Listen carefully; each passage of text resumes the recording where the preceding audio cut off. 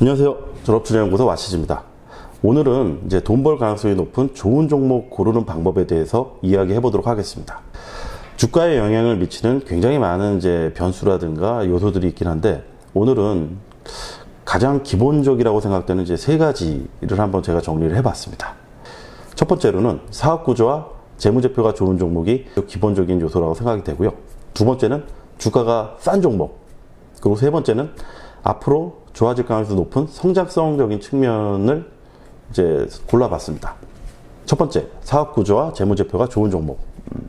사업 구조 같은 경우는 이제 해자라는 게 있어요. 이 해자라는 게 중세시대 성을 보면은 적군의 침입을 막기 위해서 성 주위에 이제 호수를 파거나 아니면 이제 장애물을 설치하거나 이런 것들을 이제 해자라고 하는데, 기업도 기업 경쟁력을 이제 방어할 수 있는 해자를 갖고 있는 기업들이 있습니다.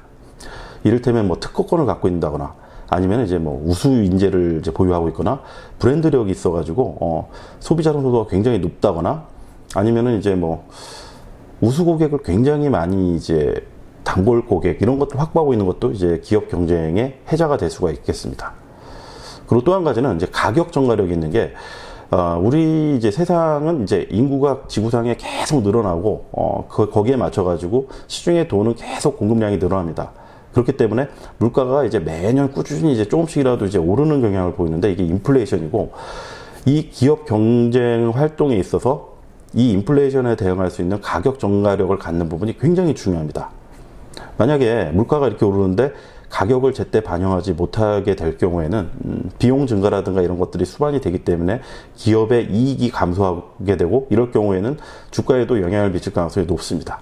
그렇기 때문에 가격 전가력을 가지고 있는지 확인하는 부분이 굉장히 중요하고, 보통 이제 대기업이라든가 아니면 이제 서플라이 체인이라고 하는 이제 유통 공급 이제 이 망 최상단에 있는 기업일수록 가격 전가력을 가질 가능성이 굉장히 높습니다. 그렇지만 이제 뭐 작은 기업이라고 하더라도 특화된 기술이 있거나 아니면 이제 작은 시장 내에서도 시장 점유율 1, 2위를 다투고 있는 기업 같은 경우는 가격 전가력을 가지고 있을 수 있다 볼 수 있고요.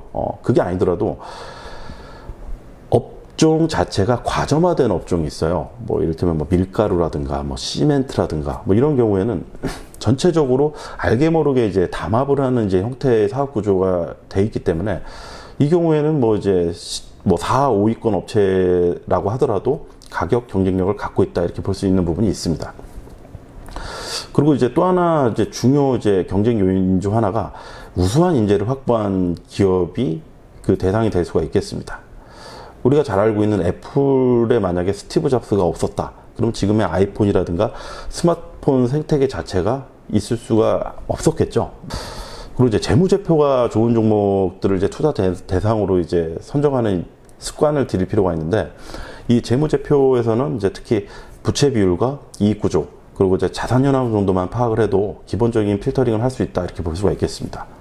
이 재무제표를 판단하는 부분 자체가 이제 아직 투자 경험이 짧은 경우를 한다고 하더라도 포탈에 이제 그 주식 페이지 이런 데에 들어가서도 이제 간단하게 이제 확인이 가능합니다.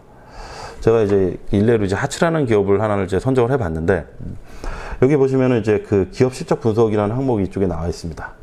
이 매출액과 영업이익률을 보게 되면은 이 구조에 대한 부분은 간단하게 확인이 가능합니다. 매출이 뭐 800억에서 1000억 정도로 이제 조금씩 상승하고 있고, 영업이익하고 당기순이익 성장률은 조금 이제 더딘 편입니다. 이익률이 5%. 뭐 이 정도면은 사업 자체는 안정적이지만 아주 좋은 이제 수익 모델을 갖고 있다 이렇게 보기는 좀 힘들고요.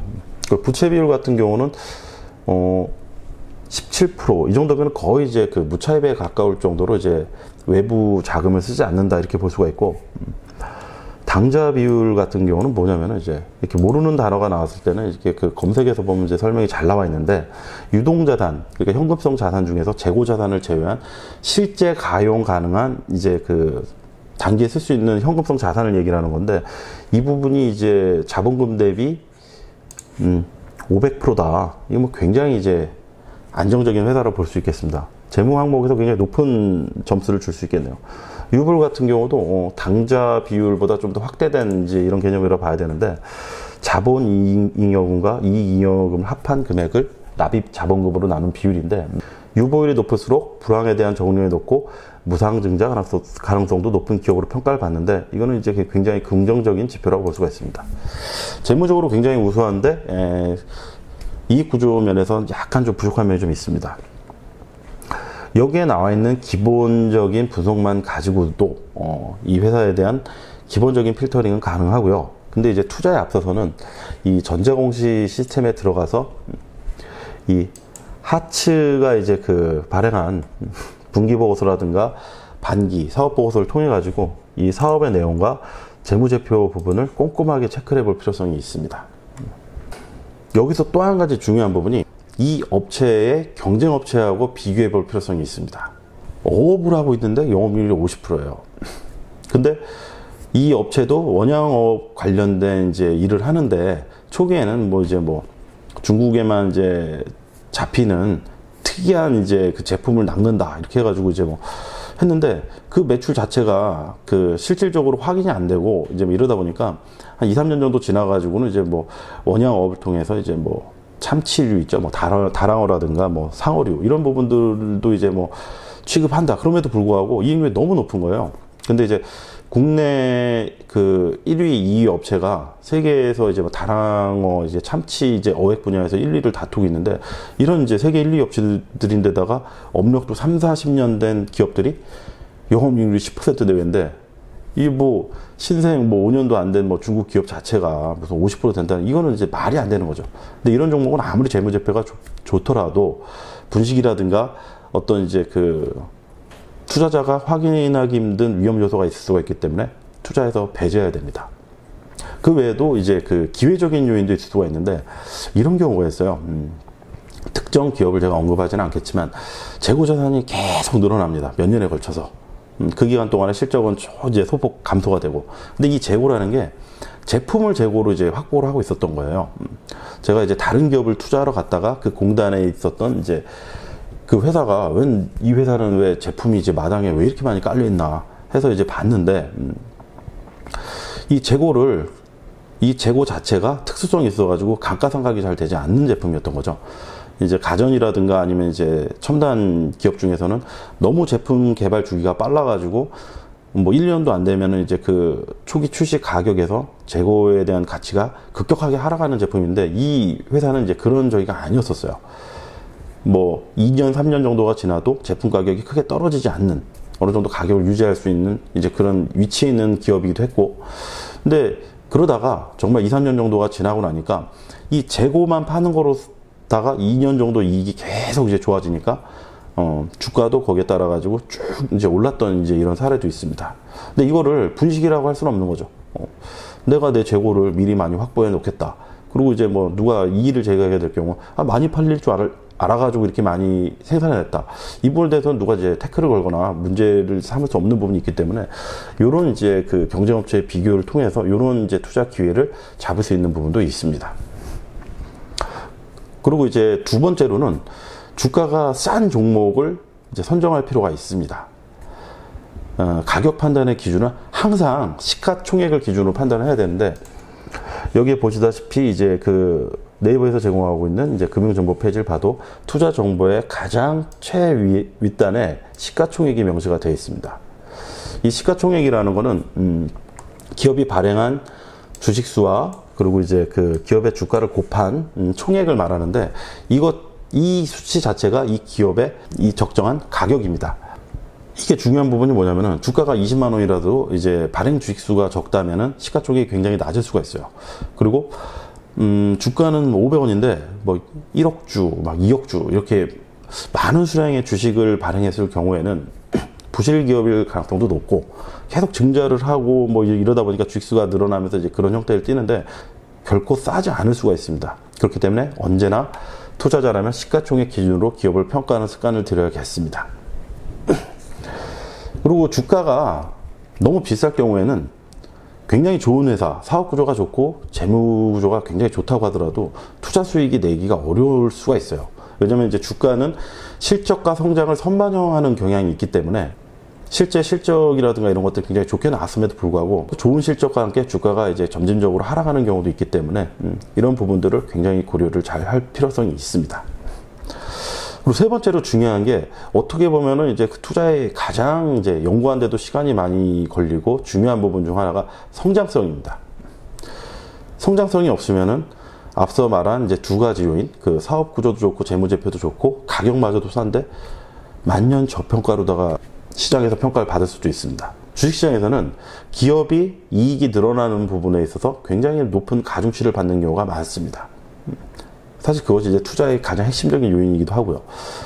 이제 이런 부분들은 이제 간단하게 이렇게 기업 실적 분석에서 과거 연간 실적을 이제 왼쪽에서 오른쪽으로부터 이제 늘어나는 부분으로 이렇게 체크할 수도 있고, 뭐 분기 실적으로도 이제 볼 수가 있습니다.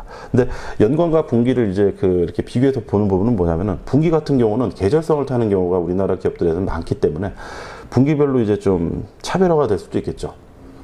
뭐 여름이 성수기다, 겨울이 성수기다, 이런 업종의 특성들이 있기 때문에, 아니면 이제 뭐 연간 월말에 이제 뭐 납품을 많이 한다든가 이런 부분이 있기 때문에 항시 이 두 가지를 비교해서 볼 필요성이 있습니다. 그런 부분을 반영해서 포털의 정보 페이지에도 이런 식으로 표현이 되어 있네요. 앞서 얘기했던 사업 구조나 재무제표 이런 부분을 판단하는 부분은 이제 시간이 그렇게 오래 걸지는 않습니다. 익숙해지면 한 30분 정도 내면 이제 웬만한 이제 부분들이 판단이 되고요. 아주 디테일하게 조사를 해도 하루 이상 걸리는 경우가 많이 없습니다.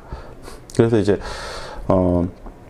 저 같은 경우는 이제 한참 이제 최종 투자 대상으로 이제 선정된 종목 같은 경우는 15년치 이제 재무제표를 직접 다 입력을 해요. 엑셀로 이게 쫙 시계열로 해서 입력을 하고 하는데, 그래도 뭐 한 3-4시간 정도 이상 걸리지는 않습니다. 이제 앞서 얘기했던 사업 구조나 뭐 재무제표 같은 경우는 이제 이렇게 분석하는데 오래가 안 걸리는데, 이 기업의 성장성에 대한 연구는 시간이 굉장히 많이 걸릴 가능성이 높습니다. 기업이 성장할 수 있는 요소에는 뭐 이제 설비 투자도 있을 수가 있고, 우수한 인재를 영입하거나 아니면 R&D, 기술 개발이라든가 이런 거에 굉장히 많은 비용을 투자할 수도 있습니다. 여러 가지 형태가 있는데, 그것들이 가시화되는 부분을 알아내는 게 상당히 시간이 많이 들리고, 시장 반응이라든가 이런 것들을 판단해가지고 연구하는데 가장 많은 시간이 보통 듭니다. 제대로 투자 연구를 하게 된다는 전제 하에서요.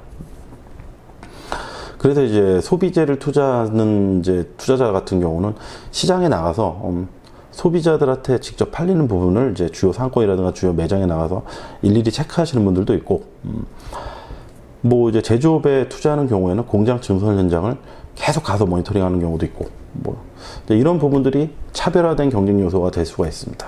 그만큼 성장성은 중요하지만 확인하기 어려운 부분이 있기 때문에 투자하는 기간이 뭐 길어지면 길어질수록 이 부분에 대한 연구가 좀 늘어나지 않나 하는 생각이 듭니다. 오늘은 돈 벌 가능성이 높은 좋은 종목을 고르는 부분에 있어서 기본적이라고 생각하는 세 가지 부분에 대해서 이야기해 봤습니다. 다시 한번 이제 정리해 보자면, 첫 번째, 사업 구조 그리고 재무제표가 좋은 기업. 두 번째, 주가가 싼 종목, 저평가된 종목을 이야기하는 것입니다. 그리고 세 번째는 성장성이 있는 기업. 도움이 되셨다면 좋아요와 구독 버튼 부탁드리겠습니다. 감사합니다.